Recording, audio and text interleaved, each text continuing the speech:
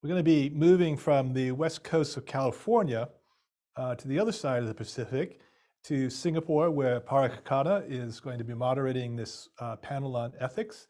And it's going to be with our new partners. As we've mentioned before, we are moving from the exploration to the application of the consequences, implications of quantum mechanics. And we're doing this with the support of the Australian Department of Foreign Affairs and Trade, and with the Observer Research Foundation in Delhi for this remarkable Australia-India cyber and critical technology partnership that we're getting just up to speed. And this is in some ways our first foray into developing the norms, the ethics, the principles. But again, with that cautionary note we already heard from the first panel today about how it isn't simply a matter of throwing up a bunch of principles on a wall and expecting them to stick. Ethics is also about power, and we're going to be looking at that. And it's also about uneven developments, and that's why we're excited about this partnership with India, about how maybe the middle powers have a special role to play in developing accords and guidelines for the next wave of the quantum innovation. So I'm going to be turning it over to Parag, who's been a long-term collaborator with the Project Q, and he's now a formal partner of this new initiative on quantum meta-ethics. He'll be introducing the panelists from the Observer Research Foundation, and now turning it over to you, Parag. James, thank you so much. It's great to see you. For the initiated who are fellow members of the James Dardarian fan club, you'll note that I am also wearing my favorite black collared shirt. And this is my homage to James. I am thrilled, James, to see the progress of the Q Symposium since the very first one in Sydney some years ago. Those conversations have really inspired a lot of my own thinking and writing since that time. And this virtual edition of the symposium, is nothing if not the embodiment of our quantum world. So congrats and thanks to you for pulling this all together again. Well, one of the principles of quantum mechanics is loosely described that objects may follow rules, but those rules do not result in those objects generating a certain order, right? So objects may follow rules, but that may not result in order. But there is a rule that I follow, which is that when James Dardarian asks you to host a roundtable on quantum meta-ethics, you say yes. But I cannot guarantee that that will result in order. It could very well be chaos. We'll find out. But talking about ethics does to some degree imply a view on governance. And this is going to be that crossover session where we bridge technology, ethics, and as James just mentioned, questions about power and regulation. As he mentioned, we're going to kick off this session with two videos of roughly 10 minutes each that have already been submitted by Samir Saran and Rajeshwari Rajagopalan, followed by commentaries and statements by Trisha Ray and Vikas Kathuria. So I will hit pause on myself and hand it over to video control to get the videos going. Thank you so much, Parag. Thank you. Warm greetings from New Delhi, India. We are excited to be working with our partners at the University of Sydney on a meta-ethics project on quantum, and we are delighted to be able to participate in this very important conversation that deals with perhaps one of the most important technology questions of our times. How will quantum technologies change the way we engage with business, with society, and with each other? What are the benefits that quantum technologies could deliver? And what are the challenges that will accompany the quantum revolution? Clearly, quantum technologies come with a plethora of applications that could accelerate our progress in solving some of the most important challenges of our times. Quantum encryption can secure communication. Privacy can actually now be a reality. Quantum simulations can help us discover new materials, new solutions, new technologies that could help us in our response to climate change, that could help us create the right development models to create sustainable growth. Quantum sensing could help us predict weather patterns and help us in our negotiating the extreme and sometimes surprising weather developments that can create terrible outcomes. India is looking at this sector with keen interest and is in fact, as a country, investing in the future. The union budget of this year has proposed $1.2 billion on the National Mission on Quantum Technologies and Applications. And it has also devoted nearly $500,000 on the National Mission on Interdisciplinary Cyber Physical Systems, where quantum is an integral part. We have set up a Center for Excellence in Quantum Technologies under the Ministry of Electronics and Information Technology. And of course, under the Department of Science and Technology, there is a whole push to focus on quantum-enabled science and technology in India. Like most emerging technologies, quantum will also be implicated by global inequalities, global headwinds, global politics.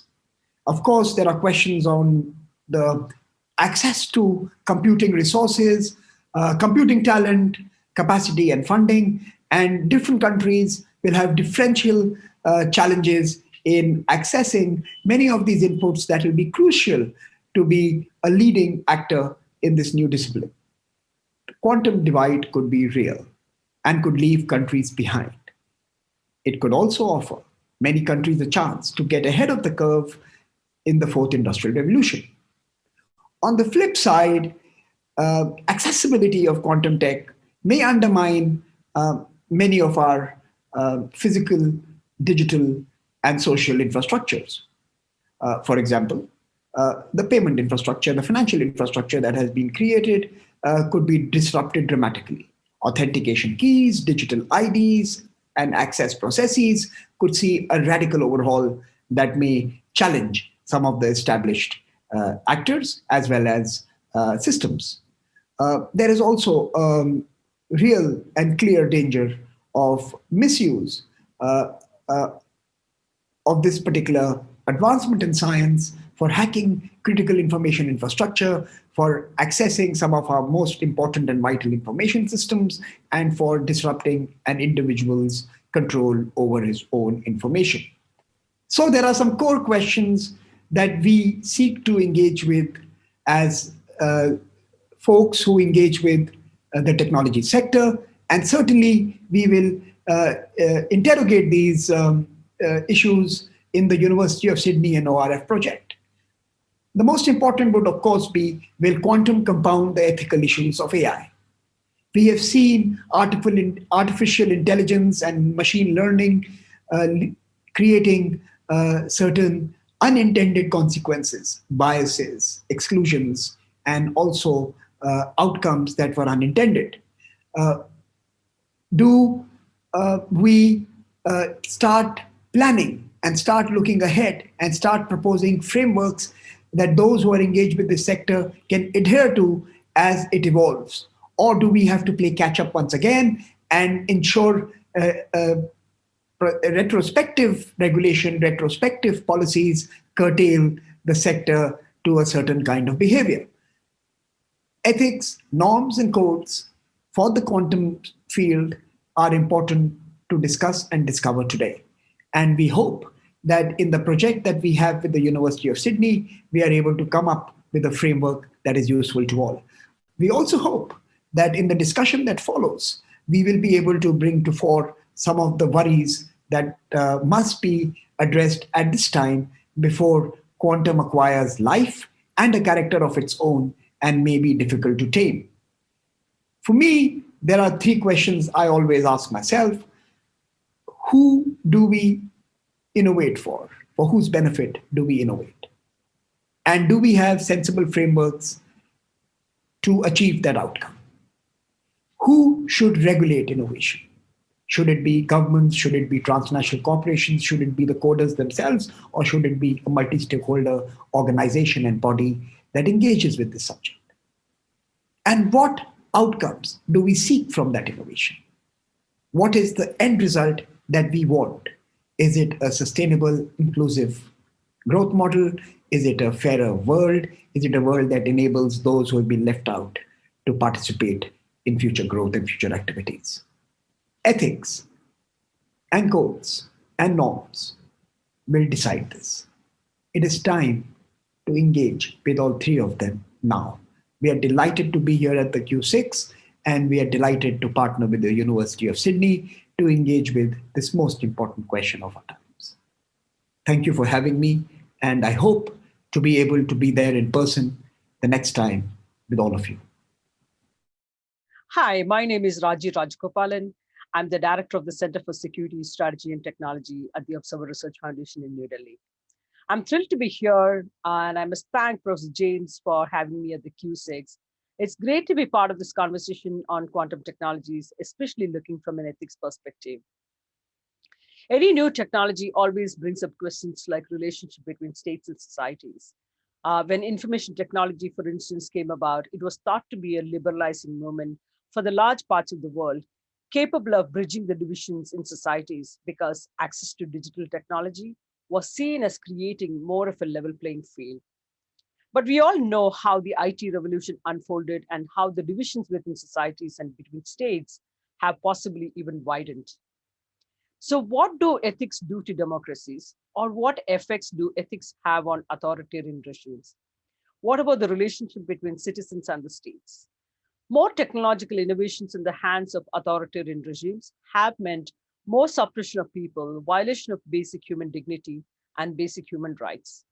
While these may happen in other societies as well, there are some checks and balances in democracies that provide some cushioning effect in mitigating human vulnerabilities in addressing situations like when basic human freedoms are curtailed. But in authoritarian states, the absence of such checks and balances have meant that technologies like artificial intelligence and facial recognition, just to give you an example, have been used to persecute certain minorities. The manner in which China has used some of these technologies in perpetuating the divides, as well as in targeting minority communities such as the Uyghurs, is a case in point. Quantum technologies are quickly moving from fictional ideas to actionable realities with real world implications. Applications such as quantum communication, computing, and quantum internet, they all have the potential to change the way we live our lives. So there are enormous benefits, but there could also be risks. To me, a bigger aspect, especially from an ethical perspective, is quantum divide. The gap between those who can and are able to benefit from the quantum technologies and those who are not. Narrowing down or closing the quantum divide will include efforts at quantum and other emerging technologies such as artificial intelligence, robotics, how they can help societies and how this access can be made to larger sections of the global society.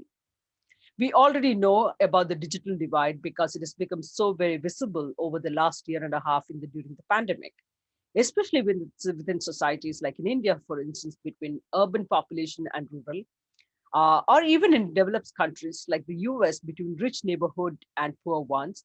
And so everywhere, wealth differences have disadvantaged the already weaker sections.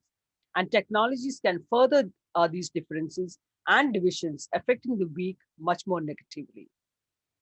So we should not allow a quantum divide to develop, or at least make the efforts to keep keep it to a minimum level. Technology always divides. In general, it advantages those that are already advantaged and pushes down those that are already weak. Every time there is a technology leap, it always creates a divide. Everything from medicines to military technology, technologies tend to benefit those who already have it. This creates divisions between societies. It further divides the world. But even within states, there have been sharp divisions between communities and sections. Just to mention a few, a gender divide, for instance, a class divide between rich and poor, or a geographical divide between urban and rural.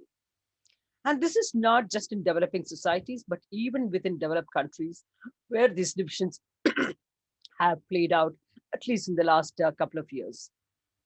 So from an ethical point, we need to ensure that the new quantum revolution that is unfolding does not lead to sharp divides exacerbating many of the problems in our societies. So the key point to me here is equal access and how do we ensure that? The second question relating to ethics is about how quantum technologies are used. Ethics will guide us to ask some basic questions like what are the values that are guiding the current quantum drive? What choices do we have? In the context of choices, ethics in technology is already a dynamic factor because as new technologies arrive, They give us options, choices, and therefore also more power to act. So how we act with the choices we make is an important aspect in the ethics and technology debate. What are the principles we are pursuing in quantum applications? In order to extend the benefits of quantum to a large number of countries and societies, what norms can be useful so that we maximize the benefits and minimize the vulnerabilities or the negative effects of the quantum technologies? So how do we pursue a normative exercise? Because ethical questioning is normative in the sense that it leads us to possible norms or expected behavior in line with moral conduct in a social or cultural construct. In an ethical approach, we also need to look at not just the goals that we want to reach in terms of developing appropriate norms, but also the means we adopt to get to where we really want to go. And norms by nature are evolving, and norms are what is expected of you, not legal rules and regulations. So, expected behavior than required behavior under a legal regime is what we should be aiming for. And we may reach a stage of developing legal regimes, but for the time being, we need to be focusing on the normative preferences that should also be dynamic, socially adaptable, and culturally sensitive. It's also important to look at the processes in which we get to this particular point. Inclusive process to develop norms should be an important aspect of the ethics debate on quantum. Inclusiveness should be in terms of involving all stakeholders, including all the states and industries and private sector, civil society and academia, both at the national and global debates. Even as these may be time-consuming processes to build consensus across a large number of states and stakeholders, the final outcome could be one that is appealing to a larger community, which could ensure better compliance model in the longer run because there is already a buy-in from a large pool of states. Given the great power rivalry and the US-China tech competition, one of the pitfalls to be avoided during any normative process is the failure to develop consensus, especially among the major powers. And the net result will be that evolving quantum principles will be split along democratic and authoritarian tech governance models. There could be the development of two distinct governance blocks that might come about, each with their own governing principles and values driving their pursuit of quantum technology. This needs to be avoided, but I think this is something that we need to work, make serious efforts to avoid. Let me conclude with the third issue. So as the international community embarks on developing norms so that it does not perpetuate inequality or a quantum divide, we also need to be mindful of the negative effects and implications of the current pursuit of quantum technology. An absence of policy or global debates on the implications of this technology, both at the national level and at the global levels, could only make these implications a lot more problematic and challenging as we embrace new technology. So let me stop here, and I'm again very happy to be part of this conversation. Thank you. Thanks very much for both of those opening statements. And again, it's an excellent setup for a deeper conversation. I already have quite a few questions I'd like to ask, but of course, first we should allow our two panelists who have joined us live to speak as well. So I'm looking forward to the contributions first of Trisha Ray. Trisha, over to you. Thank you, Parag. I'll just do the usual. Am I audible? Am I visible? Yeah, good. Thanks, Parag. And thank you, James, firstly, for inviting ORF to partner on the Quantum Metaethics project and also for this opportunity to be a part, albeit virtually, of the Q Symposium. So Samir and Raji laid out the meat of what we're thinking about with this project, namely the geopolitics of quantum, issues of access to expertise, research and development, funding, all of which underpin how Indian policy making circles and indeed a lot of the developing world is thinking about quantum. And in the process of thinking about what to say at this panel and adding to the already fascinating lineup of sessions since yesterday and since 2014, in fact, I was intrigued by two threads in the policy, security, and governance discussions on quantum. The first is we often look for parallels of between quantum and other paradigm-breaking technologies like nuclear and AI. And in this context, it is informative, for instance, to talk about the limitations of, say, existing multi-stakeholder processes for technology governance, in which a handful of influential state stakeholders or industry alliances really drive and shape the agenda. And the design of these forums may also prevent the meaningful participation of communities and nations outside of the Anglophone world. And it may be difficult for certain communities to maintain a sustained presence at these forums due to funding or inability to travel, or even because of the epistemic bubbles created at these forums, which become barriers to entry for non-experts who nevertheless have a stake in how the future of emerging technologies are shaped. In the context of parallels, it's also useful to look at certain use cases that we can, because of existing precedents, say with a fair degree of certainty, are wrong. They are illegal or against accepted norms. These include emerging norms on harming civilian infrastructure, misuse of encryption for criminal activity, hacking, and so on. And then in this context, I found particularly interesting, while looking back at videos from past years, Ole Weber's remarks from, I believe, the 5th Q Symposium, where he linked his work on securitization to the debate around quantum tech. Because emerging tech, and quantum is now no exception, is embroiled in geopolitical considerations, the narrative and courses of or pathways of action we can take are shaped by the narratives and decisions made, especially say in DC or Beijing. And they tend to shape what we think about and how we think about it. And so, I mean, just by looking for precedents in current processes around emerging technologies, we may have already narrowed our field of inquiry and thought. So the first set is on parallels. The second thread is how the shift from linear to quantum causality will require a fundamental rejig in how we think about power, ethics, and decision-making. And this, unfortunately, is where parallels really fail us.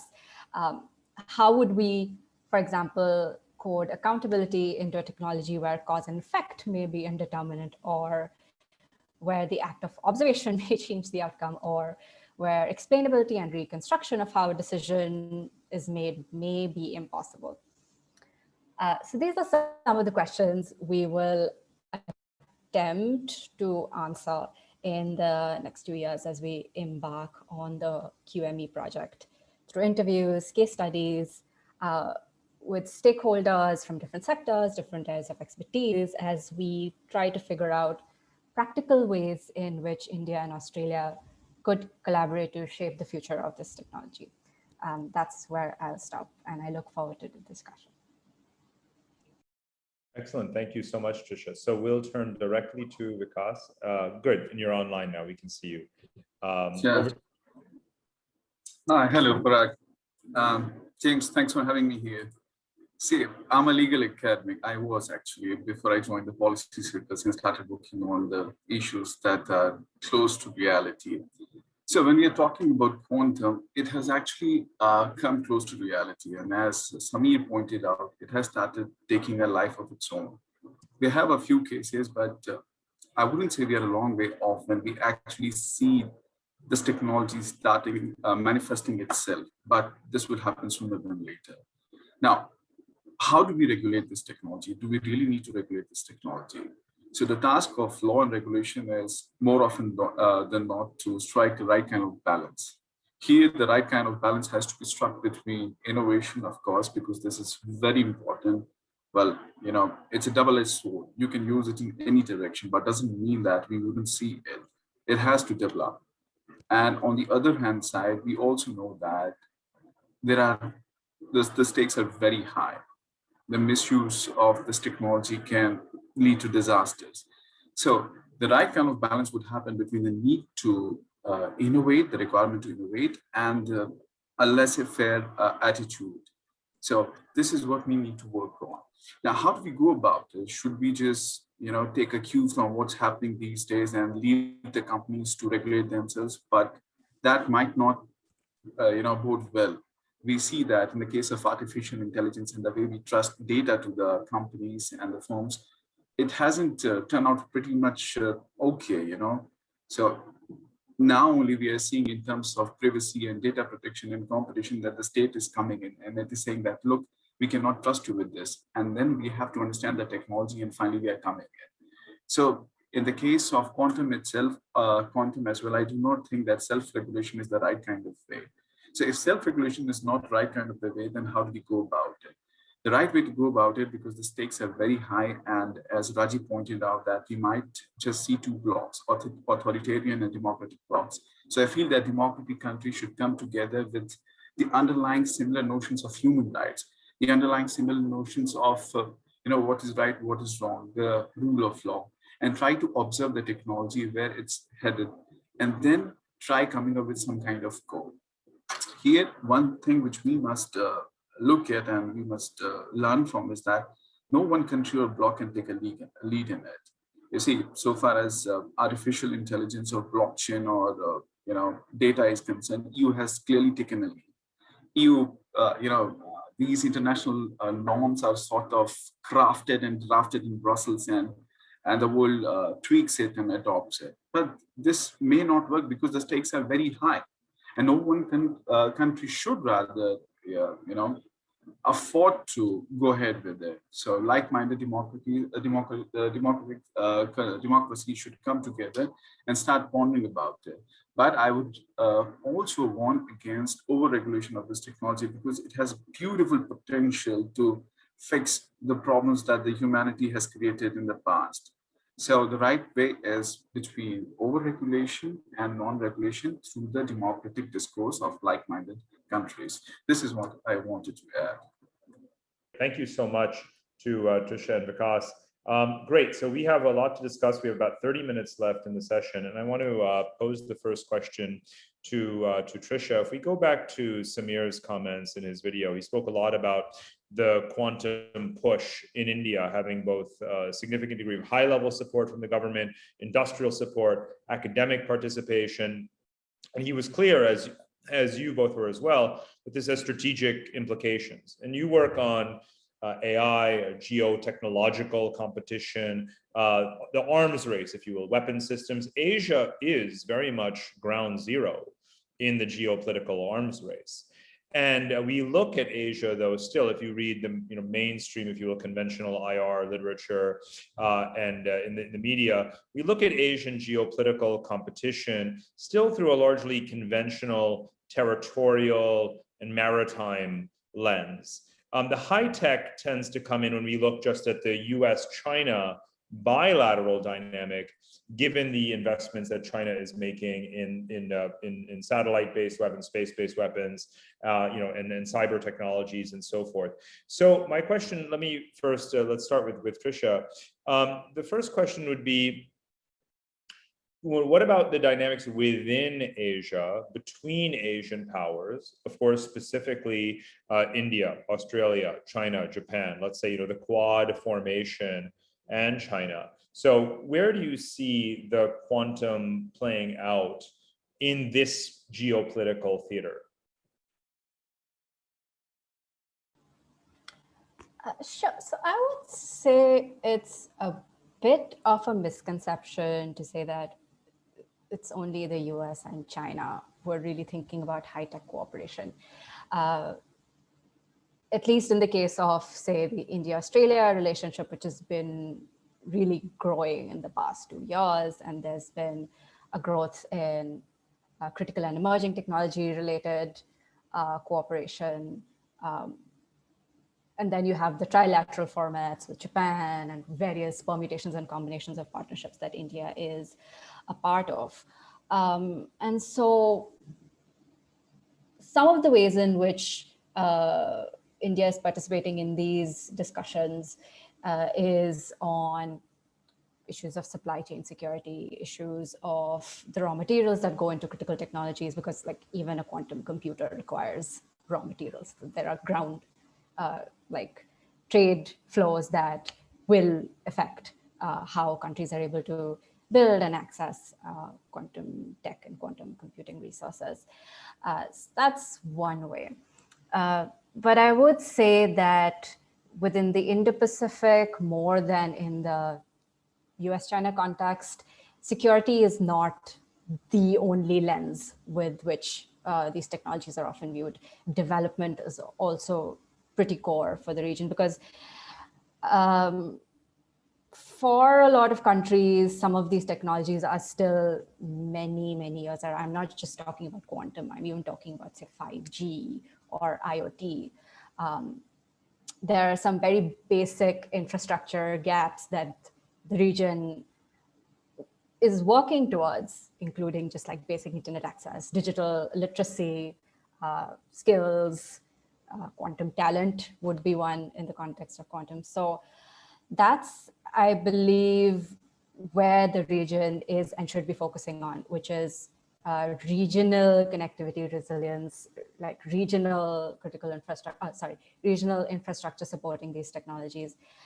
Nevertheless, we should start thinking about how we'll shape the future of quantum tech and governance of quantum tech, but there are also certain like ground issues that ultimately will take precedence.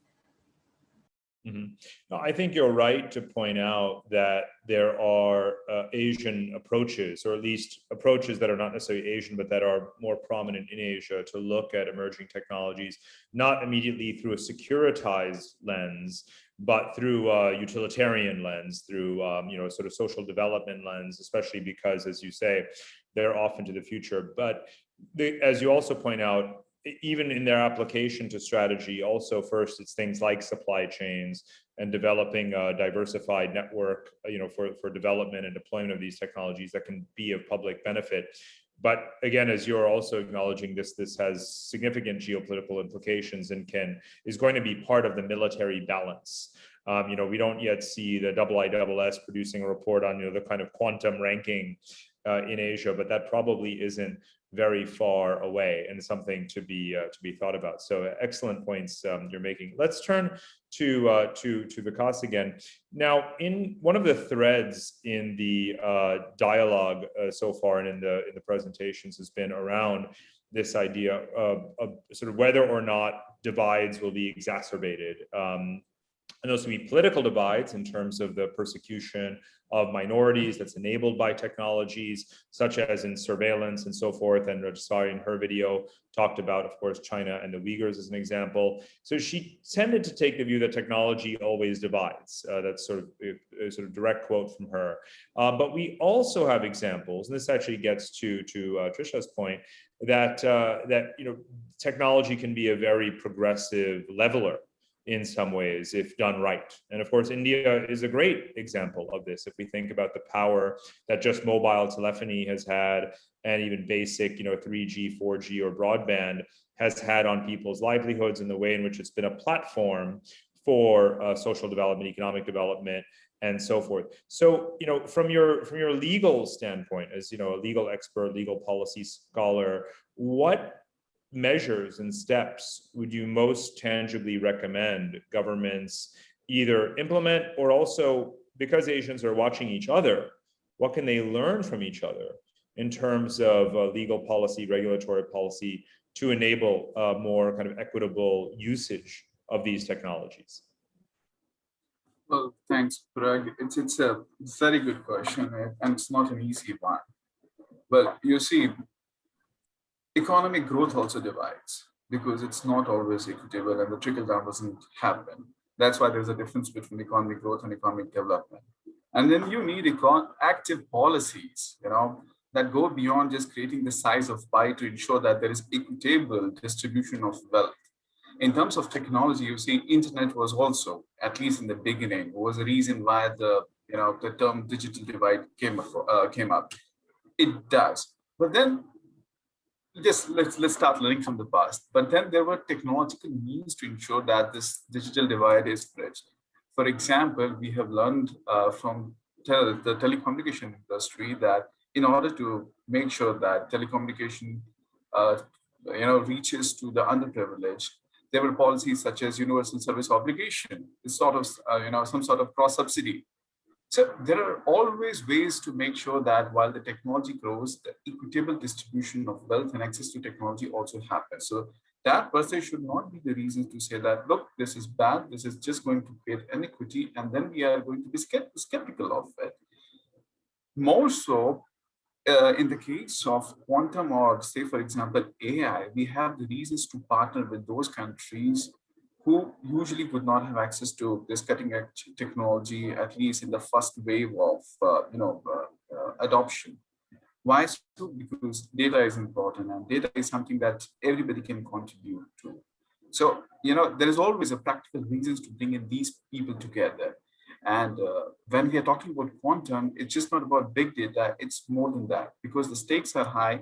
Security is a big issue. That's why I pointed out that like-minded democracies should come together, and then they should be together at the forefront of understanding, implementing, and regulating this technology. So I think by the very design of this technology, it's imperative, it's mandatory that we walk together, we approach this technology together.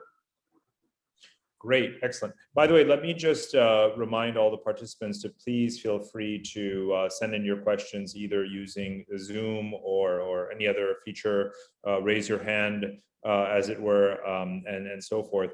Let me continue with another thought. You've both, Trisha, Vikas, you've both raised the issue of coalitions, like-minded states, democracies, with or without referring to the Quad or Quad Plus in particular.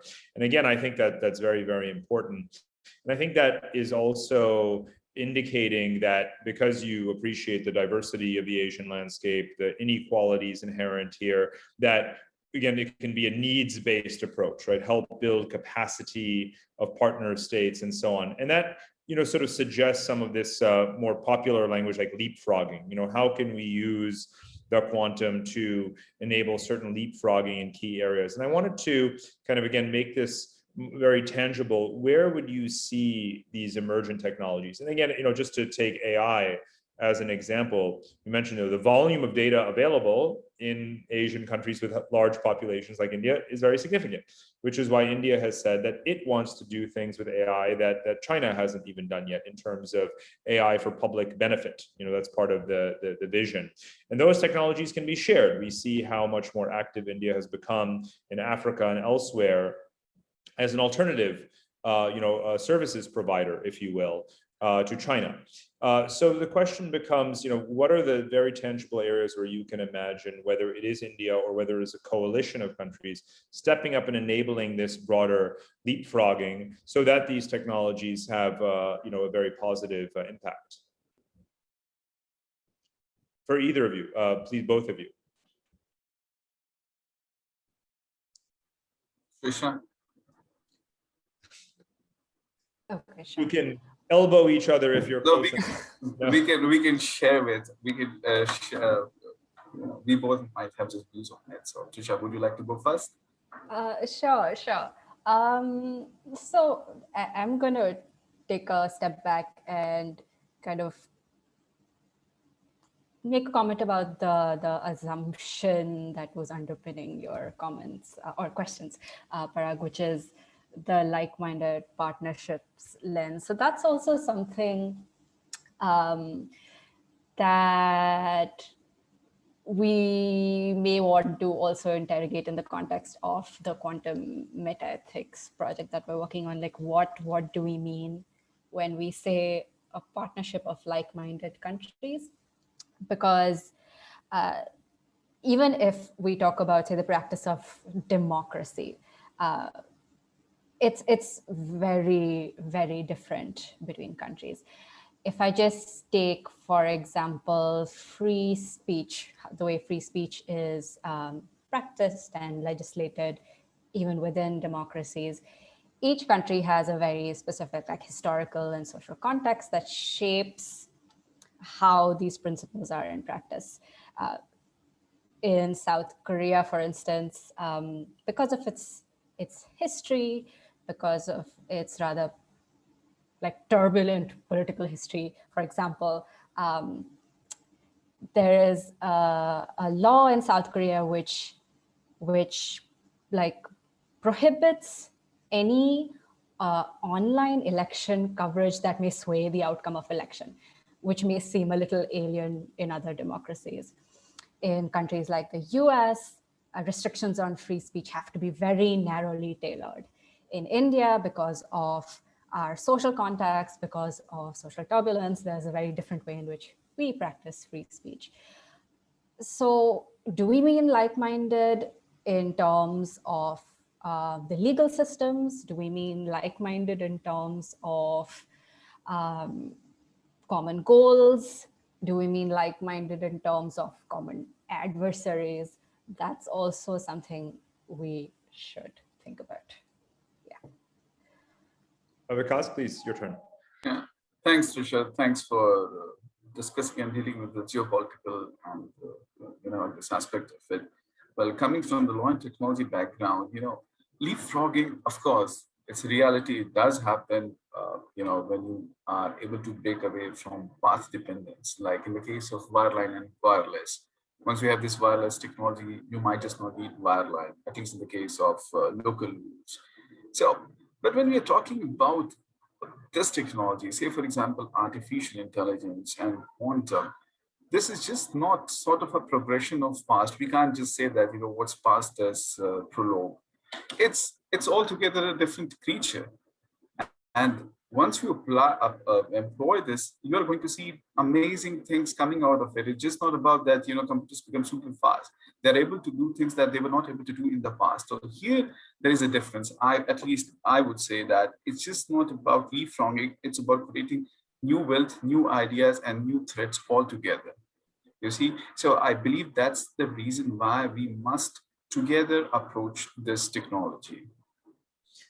Now, even though there is inherently, again, this assumption that divides are exacerbated initially, and there's a lot of work on technological innovation and the advantages that creates for first moving powers, but then in the deployment or installation phase and the universalization phase of certain technologies, inequalities are reduced. And I think there's a fair number of examples out there today that demonstrate that what you might call the residual public goods benefits of a technological advancement that is motivated by geopolitical competition, right? So what are examples of that? Well, you could actually go back and look at the nuclear revolution, obviously, right? And we didn't talk enough about that yet, but it's obviously a very interesting example or parallel or precursor to how, when a technology emerges, we do immediately have these ethical conversations, as of course was the case in the 1940s around this, and we're having these preemptive almost conversations now, which I think is very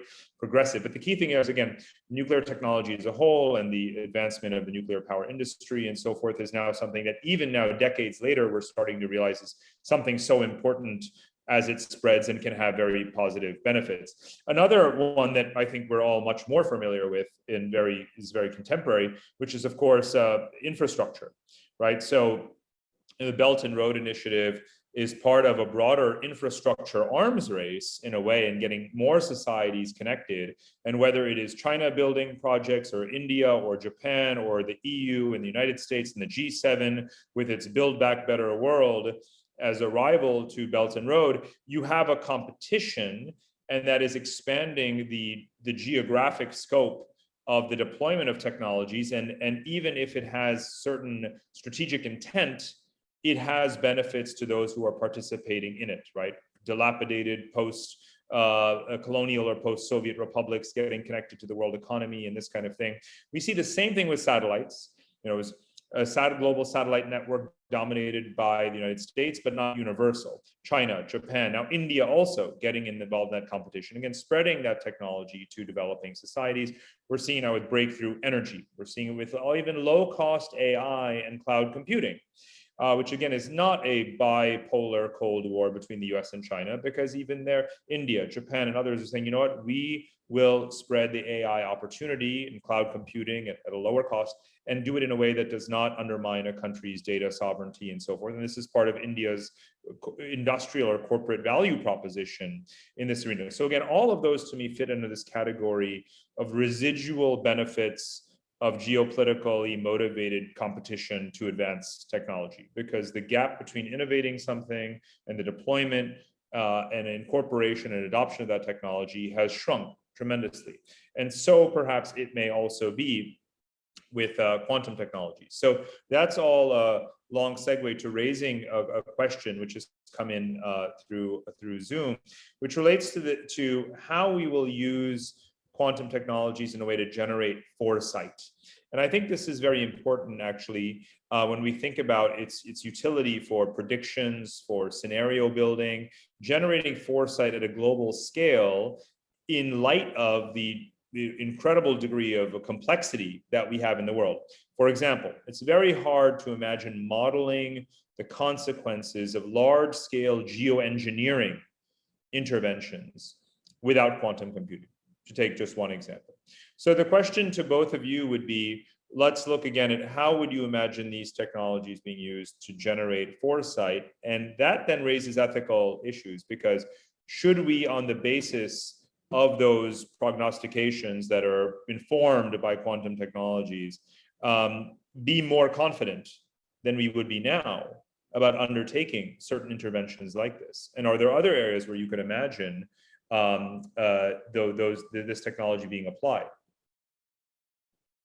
So my example is geoengineering, but perhaps you have others, and perhaps you'd like to comment on that particular issue as well. So I partly agree with the fact that, yes, having like an external motivator, and in this case, it's the US-China geopolitical contest and the urge on the part of certain countries like India or Australia to catch up certainly gives a push to the technology policy making or an investment in certain countries, but I wouldn't say it's the primary motivator. The primary motivator is, of course, domestic need. The geopolitical just serves as a push.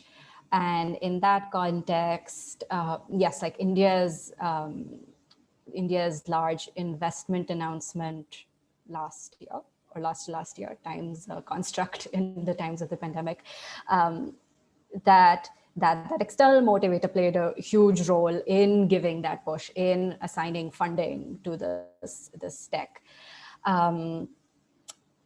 That said, in certain cases, the geopolitical imperative might also be contrary to like the economic development and growth imperatives. And different countries are striking that balance in different ways. In some countries, especially those in which China has made a large push in providing infrastructure with like hidden costs and hidden strings attached, those countries have decided that like short-term growth, development, being early in the fourth industrial revolution is the primary motivator. Other countries have struck a different balance. And so in the case of quantum, it would be useful to keep all of these considerations in mind. And perhaps because quantum is going to be so paradigm shifting and world changing, that countries should make a fresh set of calculations on how they pursue their technology partnerships in this area. Do you feel, when you mentioned that there could be examples of countries making investments for strategic reasons, but that having a detrimental impact on the goal of development, what would you have in mind for that on a domestic scale? So internationally, the implication is, of course, debt trap diplomacy and so forth. But domestically, are you basically saying guns or butter? is an example of that? Because of course that would certainly be a valid point for many countries. The most immediate example is in 5G. Many countries have made the decision, the strategic decision to ban Chinese telecom companies because of fears of backdoors and the inability to separate the core from the edge. But that also means that deployment timelines have shifted several years into the future because of that. So that's an example of a payoff. Yeah. Vikas, over to you. Well, yeah, Parag, I'm not a tech guy, but I tried understanding the technology a little bit because I cannot base regulation without understanding the technology. So the example that I would take is from encryption. While quantum would give way to new ways of encrypting information, say, for example, you have this technology of entanglement, right? And that more or less foolproof, at least in 2021, we can say that it will be foolproof, but you never know. There are no limits of human ingenuity, imagination, and technology. But at the same time, it would make the old ways of encryption redundant. So imagine the kind of cyber threats and cyber that's happening, like a cross-border cyber attacks, etc. They're going to definitely increase quite a lot. Like once you have an authoritarian regime in control of this powerful technology. So you see, while you have new ways of doing things, the old ways go completely redundant, and that's where this digital divide that we were talking about play out. We cannot just allow authoritarian regimes to be the sole arbiter or sole in sole possession of this technology, because as we have understood, the stakes are really very high. So this is one example. And also just come to think of it, that it's also just not the war between a competition between democracies or authoritarian regimes, but also a competition between technologies. Blockchain that was, we were celebrating it, that it's a totally different way of doing things. But what will be the effect of quantum technology, decryption power that it will have over blockchain? Would blockchain go completely redundant? And this will make us decide our future goals and future investments into a particular technology. Great, your points actually lead directly into the question that James has posed to us, and I think this will probably be the last question that we have time for. And what he's asking is that we should actually question our own assumptions, including those that underpin this project, which is about rules. Are we trying to promote a rules-based order around quantum technologies, and whose rules would they be?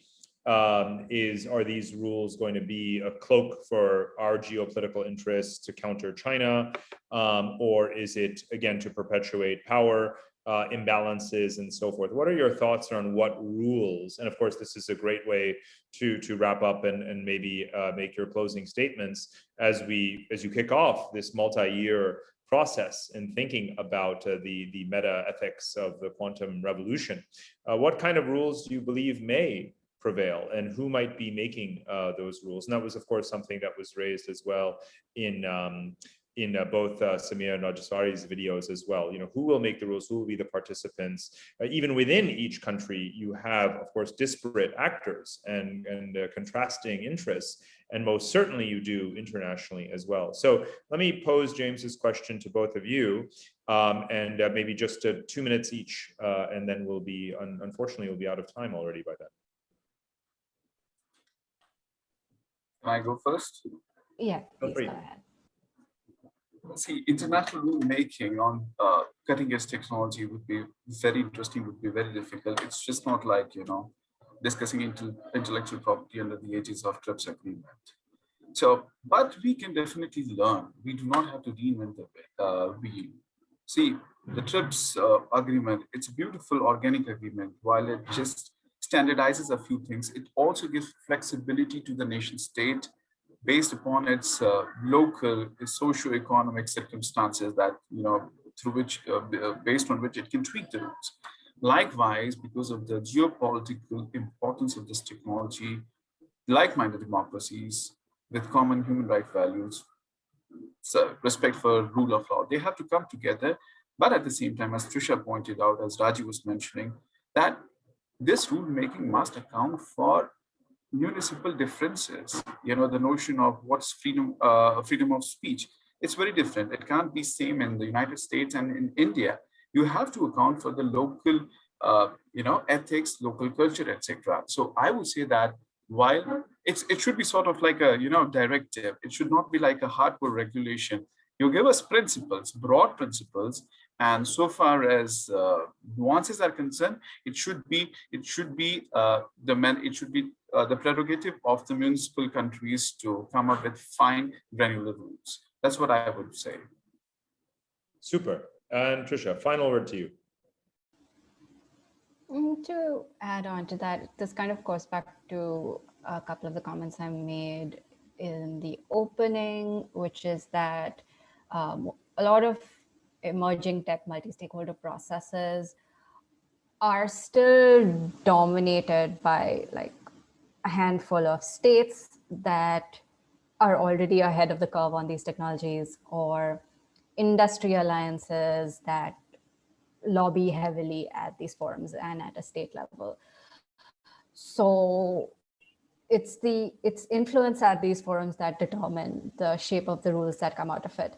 So what we need is perhaps a different way of thinking about how we incorporate inputs from different stakeholders into these processes. So one idea, for example, that we're talking about in the International Congress on the Governance of AI is this kind of networked hub and spokes approach to community outreach, where there are community points of contact, community leaders who do this outreach, who hold these discussions, who bring these inputs into a central forum like a Congress, where there's deliberative discussion on the merits of the propositions that are coming through this rather networked approach.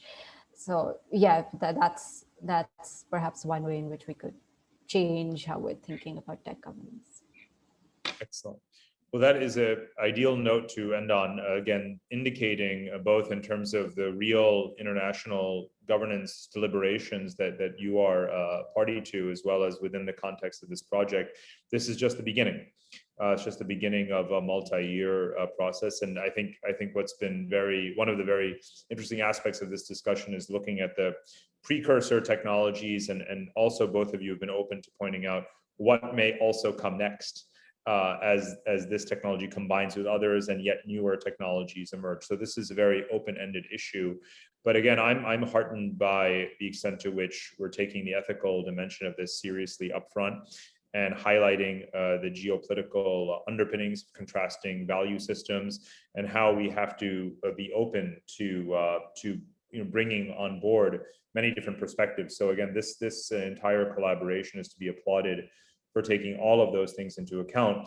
And so let us first offer thanks to you, Trisha and Vikas, for being here live, and to Samir and Rajaswari for their comments, to the ORF as an institution for being a partner in this process, and James and the Q station, and everyone at the University of Sydney as well for being such a wonderful host for this entire event. And we're grateful and delighted by everything that's come so far, and looking forward to what comes next. So thanks to both of you and to everyone else, and back over to you, James, at the Q.